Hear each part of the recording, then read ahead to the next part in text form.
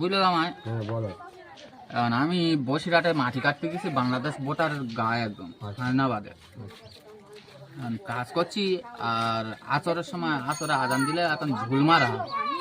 আর ঝুলমারা মানে রেস্ট, 8 ঘন্টা রেস্ট দেওয়া হয়। ওই বিড়ি ফিড়ি খাওয়া, চা পানি পানি খাওয়া এইসব। তো এবার বসে বসে আমরা 3-4 জন বসে রয়েছি। আর হঠাৎ দেখ না ওপারে মাইকে আওয়াজ হচ্ছে, খেলা শুরু হয়ে গেছে। আর তখন তো এত বাংলাদেশ ভারতের সাথে এত হিংসা ছিল না।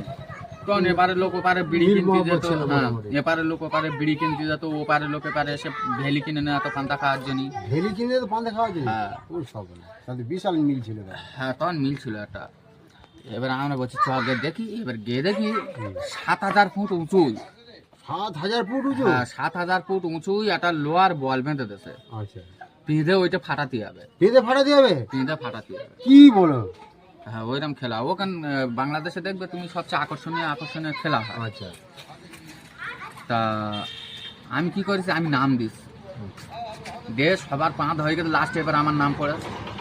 আমি কি করেছি, পেঁধে হাতকে ধরে নিস, আচ্ছা, ধরে নিয়ে এরকম বলের মতন গোল করে নিস, হ্যাঁ? 5টা গোল করে নিস ধরে নিয়ে সেই 5 হাত দিয়ে ধরে চেলে মেরেছি একদম সেই লোহার বল ফাইটে দিয়েছি। হ্যাঁ কি বলো? ও সব বলে তো বিশাল ব্যাপার। তাহলে বিশাল বল করে ধরে নিয়ে বেরিয়ে গেছো? হ্যাঁ একদম বিশাল তোমার ক্ষমতা। তাহলে একদম সেই ফার্স্ট প্রাইজ নিয়ে তাই না?